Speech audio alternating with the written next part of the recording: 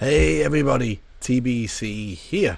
So, new TLP server for Everquest is coming in a few weeks. Oakwynd. We've had the initial rules that came out, and if you haven't seen it yet, watch my last video where I go through it in detail and give my thoughts. Since then, we've had a lot of response from the community. Very similar to what I was saying, my initial thoughts, and Daybreak have now finally come back to us with some clarifications and an FAQ for the server. I've been away for a few days, so I just got back home today from sunny Los Angeles, so I'm going to dive right in now and let's have a look at what they are now saying for the Oakwynd server, because there has been some big changes. Here we go. This is what they posted on their forums from the community managers just this week, a couple of days ago. They've had a lot of feedback about Oakwynd. Not all of it, in fact, majority of it was not positive, and they're asking people, to keep it civil, and fair enough. No one should be throwing abuse or whatnot at the devs over a MMORPG game server. So that's fair enough.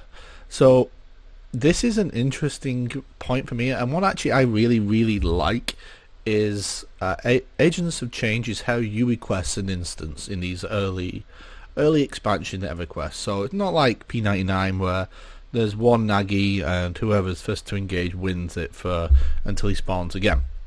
On TLPs, anyone can request an instance at the Agent of Change, and when you do that, it locks it for your account. So you can't jump to another character, kill Nagi again. You can't jump to another character, kill Nagi again. It's always been lockout is by account.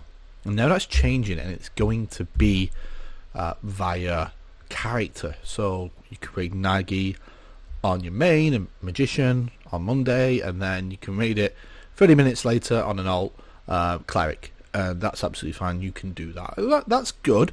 What that probably will mean for a lot of people is there will be more raiding, because you can have one group playing on a Monday and then everyone playing on their alts on a Tuesday doing the same raid. Problems maybe with burnout if people are over raiding, but ultimately, for those that want to do that, that's a really good change. The next one is any items that are no drop by making them heirloom. And what that means is you can share them on your account. So you can pass those via the shared bank, and you can move around heirloom items, no problem whatsoever. And that will be on the vast majority of no drop items. Again, that's a positive change. I'm really happy to see that. It's not quite free trade, but it allows us to kind of move characters around. And again, it just emphasizes that this server, they really want people to play alts, and both those changes above are very alt friendly. Looking at Hierophant's Crook that drops off Nagi that are rotten usually by week 2, might have a home to go to now, and you might want to bid on those and send them to an alt druid maybe. Probably not, they're not very good, but it's there as an option. And then they're also combining Omens of War and Dragons of Narath. This is a bit of a weird one for me. I don't know why they picked those two expansions to go together. Omens of War is a very heavy raid expansion. It's a really good expansion actually to raiding, and then they're combining it with Dragons of Narath, which is content light. But if you're like someone that wants to be in the cutting edge, that's a very intense launch. Not quite sure I get the gist behind that. I'm guessing they've crunched numbers and they lose a lot of people between those two expansions, and maybe they wanted to shorten that kind of level. Is it level 70 Omens of War? I think it is. Like you're in level 70 for a long time, so maybe they're looking to shorten that a little bit. Yeah, I thought that was a bit of an odd one. I don't really think I've seen people asking for those two expansions to be put together. But they know better, apparently. And then they've gone through an FAQ for the encounter lock-in, and this is like the main killer thing that they wanted to test for future, is what they were saying all along. This is something new, and it might come to life. It's in most MMOs, and most modern MMOs have some form of encounter lock-in. So what's it going to look like for us in EverQuest? First person to engage. When you do that, It allows anyone, basically no one else can interfere with the fight. They want to mitigate kill stealing, primarily in training, in early TLP experience. They must have looked at customer service tickets and things like that to realise that this is a problem. I played on every TLP server ever, and yeah, there's problems, but it's never interfered with me. If you're playing correctly, and you're keeping the mobs down, so no one has an opportunity to train you with mobs, that's fine. I've lost mobs to kill stealing. I just didn't do enough damage. That's fine. But this isn't going to change that, because those people are still going to be there, and they're still going to be trying to hit that mob before you can. So don't really think it's going to change the griefing at all. Really, those people that still want to grief are still going to be there looking to kill steal by just hitting the mobs before you do. So I think it's a solution to the problem that they've picked out for this is not the right solution. And we see that the lock is applied to the first player on the hate list. This could be via a player attacking the NPC directly, or the NPC attacking the player aggroing.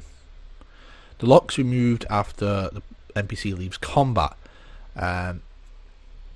If someone attacks it within the period before it unlocks, it resets. Fair enough. Can you be added mid-fight to the group or raid? It says yes. The lock's to an individual player. The group or raid that currently belong to that one owns the lock. So if you're in the same group or raid, you'll be able to attack, and if you are not, you will not be able to attack. And they made a function for the yell command. The yell command will unlock the mob, allowing anyone to attack it, and it kind of reverts to whoever does the most damage will get the experience and loot. How it works today. So originally what they were bringing in didn't have that, and that would have ended the PL community and the PLers straight away. This brings it back in again. It makes it a lot harder for them. You won't see your druid friend going around targeting every single mob, typing yell. It's not going to happen. But the professionals are going to set up macros to automate that as much as they possibly can do. So they'll still be around. You'll still be able to pay for power leveling, and you'll still see that disruption happening within zones. If a player dies while pulling, can it be locked by someone else immediately, or does it revert? So I think the thing is, if the NPC doesn't have anyone on its hate list, so its aggro table, if no one's on it and leaves combat, it unlocks a short time, whether it's at its spawn point or not. And again, it's not fixing the problem that they pointed out earlier about training, because trains can still happen with this now. If the mob went back to where it spawned or path from, like a lot of other games like Warcraft, before it unlocks, I think the majority of the time, you see those in Warcraft, you see the mobs run back at like double speed and then they unlock. No, here they're gonna unlock after a set amount of time. Now, if some mobs will stand around for a long time, casting buffs to all kinds of mobs in the area and things like that. So you could train a whole bunch of mobs, flop. The timer probably is imagine it's gonna be more than one tick, maybe 2 ticks, 3 ticks, so 12 or 18 seconds before it unlocks. So training is still going to be a thing. You're still going to see mobs running around here, there and everywhere aggroing. This doesn't fix that at all, especially in some zones where the pathing is so bad. It's going to be a mess. If how it's locked, the name will be green, fair enough, and grey you can't attack it. So that's good visual, and those colours are customizable, which is great for people who are colourblind and whatnot. Sometimes having those set colours can be a bit problematic if people don't or can't see those colours. Will it apply to all NPCs? No, there will be some exceptions. We don't know though. But it will be on test in the May test update, and then it will disappear. So if you want to play around and see what this will actually look like in the world, you will be able to jump on test in the May update, which will be early May. So they given no time to test this whatsoever. No real time for them to make changes to it anyway before this server launches. So that's what they've clarified. I don't see them changing this much moving forward. Community still aren't happy with this first to engage, and I can understand that, and I can still understand why.